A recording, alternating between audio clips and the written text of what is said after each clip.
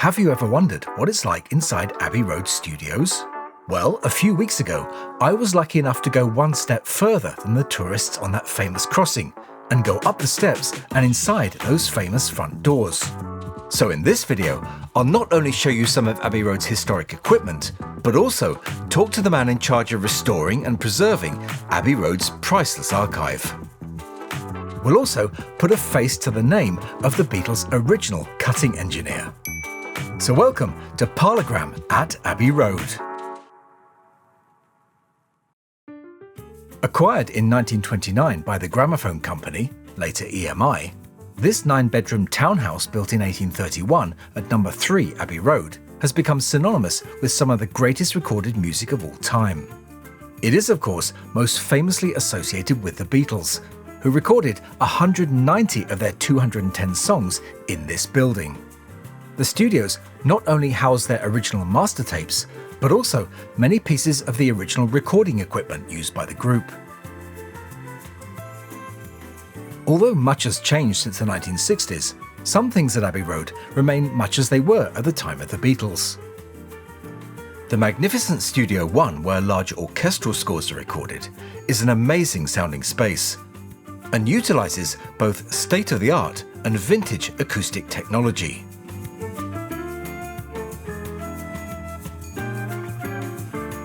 Studio 2 today looks much as it did back when the Beatles finished their final session there.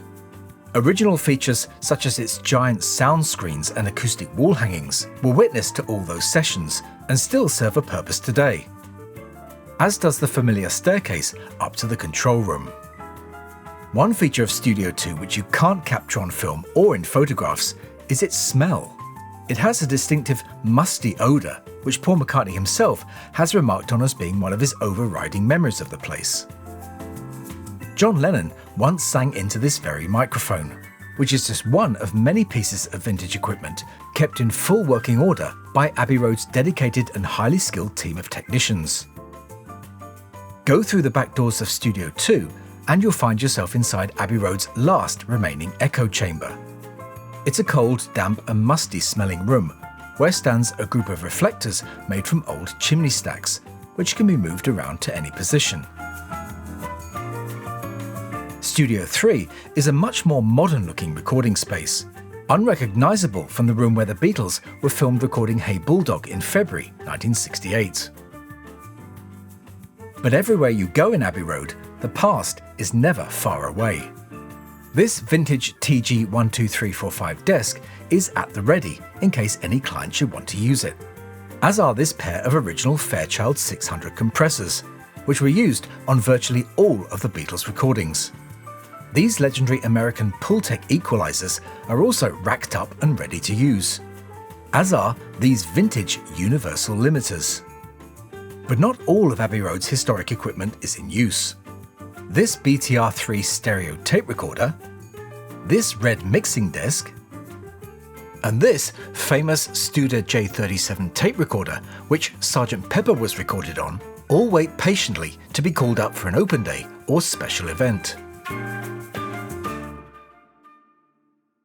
Although much of the workforce at Abbey Road is concerned with contemporary projects, there is a group of talented people whose job involves researching and preserving their precious archive. And while I was there, I made sure I got to speak with one of the best in that field.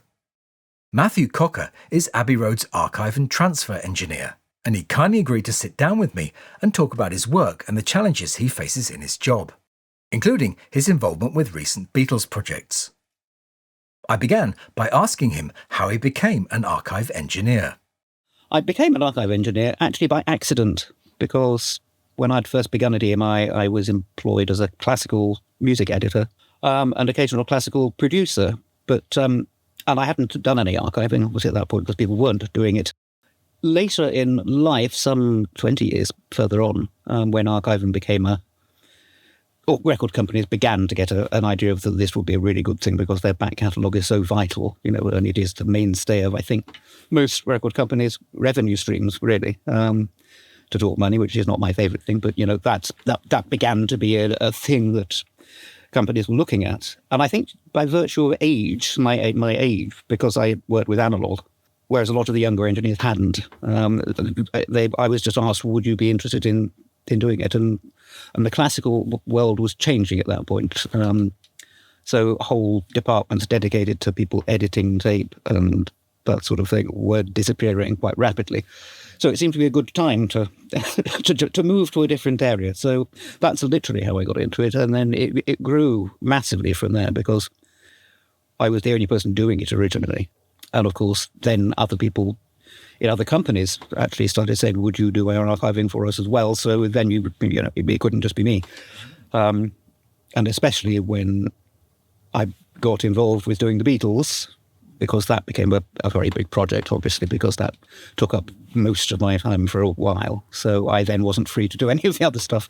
So we had to take on more people, which was lovely. And obviously now got some very talented, young and vibrant people here who do a lot of good archiving work. But that's how I got into it. It was sort of being the right person in the right place, I suppose. Yeah, I mean, I'm just very glad that archiving has become an important part of the whole record business, really. I think it is very important to make sure that your catalogue is protected. It makes so much sense. A videotape. On it, a recording of a play, sound and vision, costing thousands to produce and now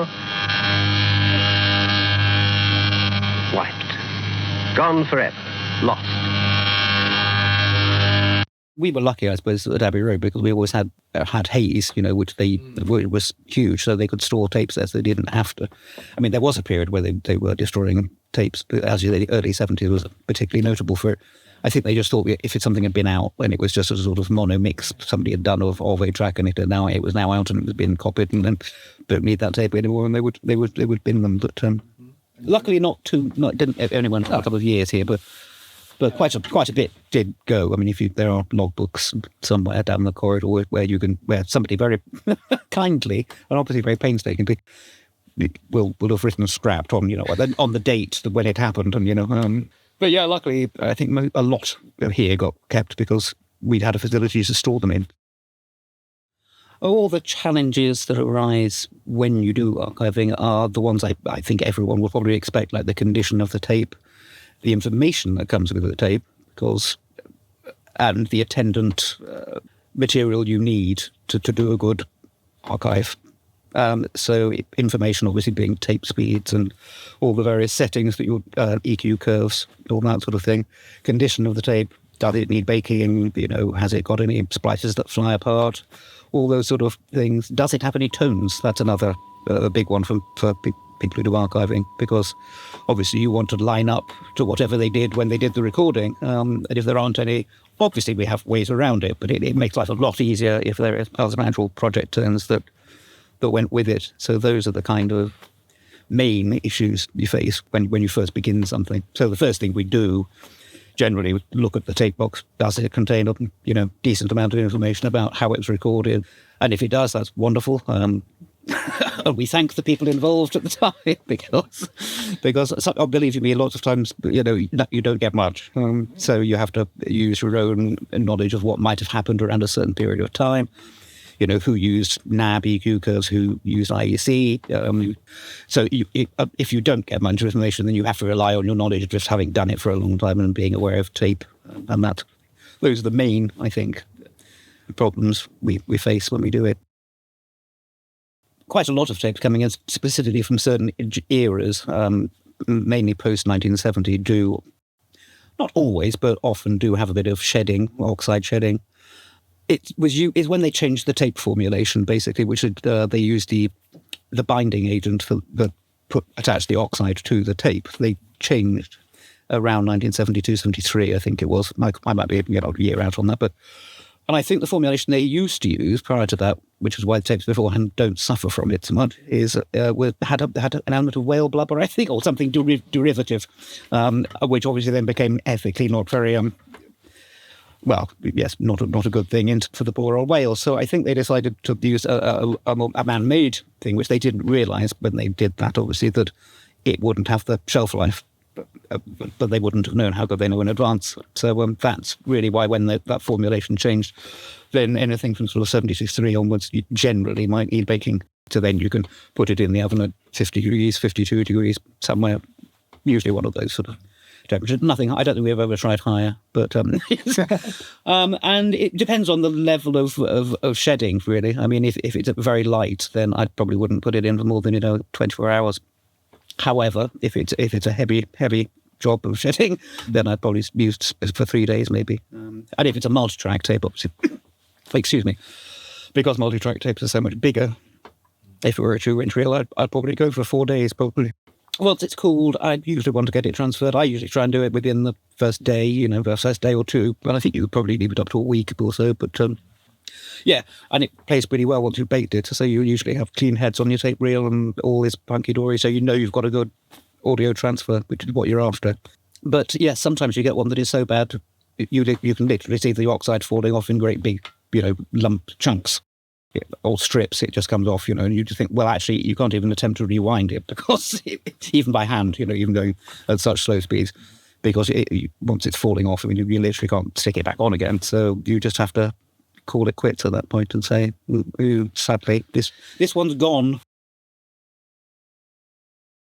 From the mid-1950s to the early 1980s, EMI manufactured its own brand of recording tape called EMI tape. As well as being used for recording on in EMI studios, it was also a popular consumer brand and came in all shapes and sizes. The professional tape was initially housed in this type of box, the design of which changed in August 1963 to this more mod-looking design. All of the Beatles' music recorded at Abbey Road was recorded on EMI tape, with Please Please Me through Rubber Soul all recorded on a formulation called Type 77. A number which referred to the thickness of the tape in micrometers. EMI tape has a reputation of being one of the most stable brands of tape. It is. Everything I've had to archive using that's been on EMI tape has been absolutely fine and hasn't even, the 60s stuff that not a trace of shedding. You do occasionally get some of them that actually do shed a little bit. So, but I've never had anything dramatic from anything, and certainly nothing from the 60s or 70s that I've ever had to do that's ever given me any trouble. So it's a lovely thing because, you get the box, it's on EMI tape, great, I don't have to, or probably won't have to worry about any of those issues associated with shedding. Our conversation turned inevitably to the Beatles. I then asked Matthew about the most challenging and satisfying project he'd worked on. I think that most challenging and satisfying thing I've ever worked on thus far will have been the Let It Be for the newly done film, that was done by Peter Jackson. That was a mammoth project, sort of met from every angle. I mean, there were so many people involved. And it took a long time. And obviously, liaising with New Zealand was fine. They're lovely people. But obviously, the time difference is not the easiest thing in the world. And there was so much material to coordinate. And from my point of view, I dealt mostly with the multi-tracks that we had from those sessions in Twickenham, which only cover certain bits of the film, because they only ran them on a whim now and again. When they just, well, as far as I can tell, when they just thought, this actually sounds good, let's just run a multi-track. And then they chop in and out, so you don't get a consistent, full day of something. You'll get a couple of things, and then it'll click out and come back, and it could be a day later. And the information on the boxes doesn't tell you that, so you basically have to work it out. Because they were all done up there, the cataloguing wasn't what it would have been if they'd been done at Abbey Road. So that was hard work, because I had to work out which songs on which reels fitted with which bit of film footage. And given that they did some of those songs, 32, 40 times, it wasn't always the easiest thing to work out which version you had on your... So that was very painstaking and laborious, and I had to work it out using the dialogue, actually, more than anything else, because if you could pick up on one of the multi-tracks somebody saying something distinctive, and they often did, there's just sort of, because they'd been just chatting or something, you could hunt around and try and find that, and then work out that was the version of the song that went directly after that little bit of chat. But that took a long time. That took me, I think, over a year. I think that was doing all that, really. But it was wonderful when you saw the end product, and obviously that was the satisfying bit. The last one I think I was involved with after, which was having done the big Let It Be film was Revolver, actually, in which I was involved. Again, was mainly my involvement was with regard to the outtakes. Obviously, because I had listened to all the tape. I mean, Giles Martin, I think, has heard them before, but he's involved in a lot of areas. So my involvement was largely with that, was going through and finding out possible things for inclusion on bonus disc. So I got together. Interestingly, this was during the time when we were still operating in the post-COVID situation. So I wasn't allowed to work with anybody in here. I had to be by myself because we weren't allowed to be in a room with anybody. And so the guys, the Beatles consultants, who have been around for a long time, and Kevin Howlett, you probably might know of, who writes all the books.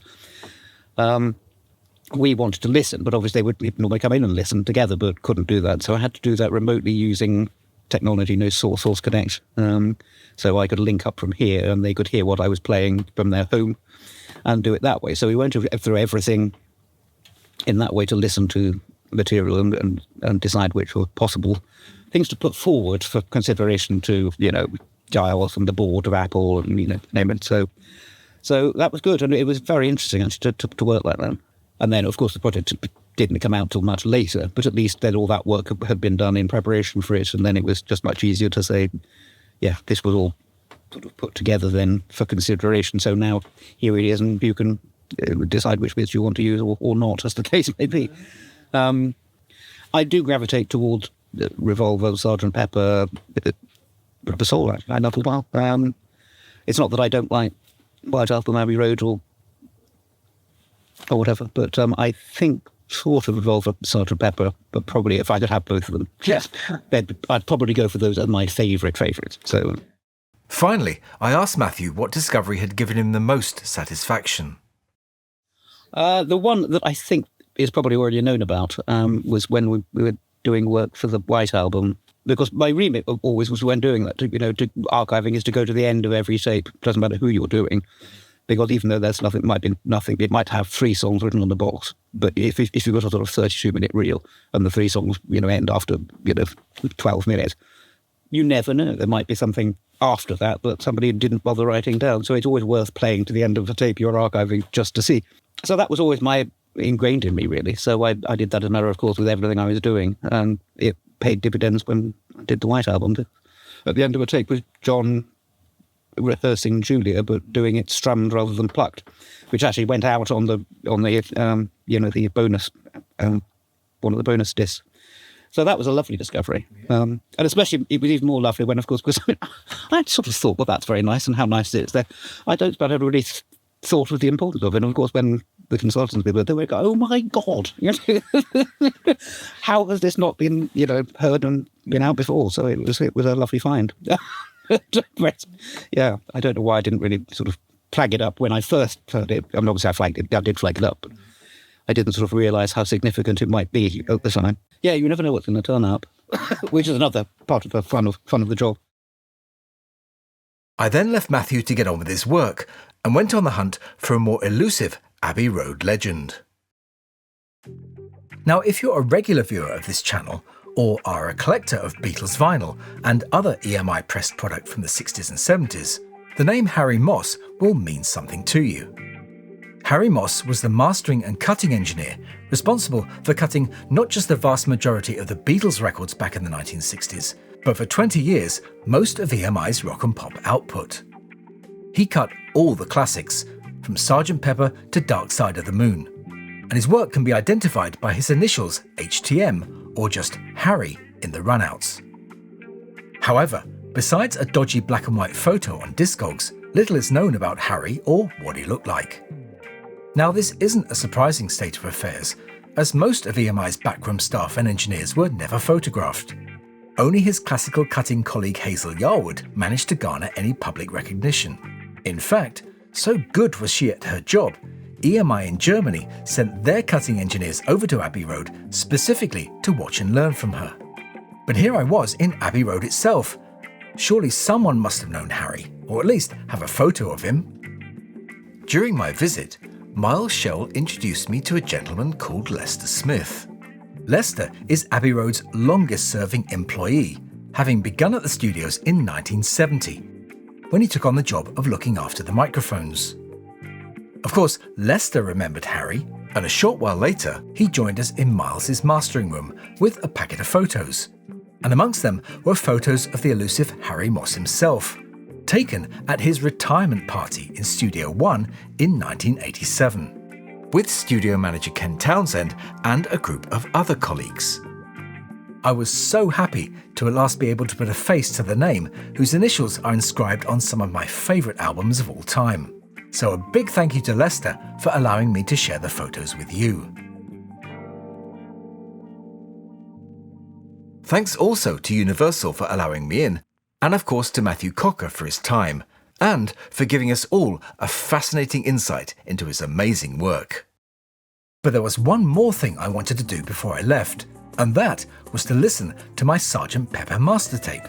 If you want to find out what happened when I did, make sure you hit the subscribe button and notification bell, and come back next week to find out. In the meantime, why not prepare yourself for that by watching the video where I unboxed that unique tape. So until next week, I'll say bye for now, and thanks for watching.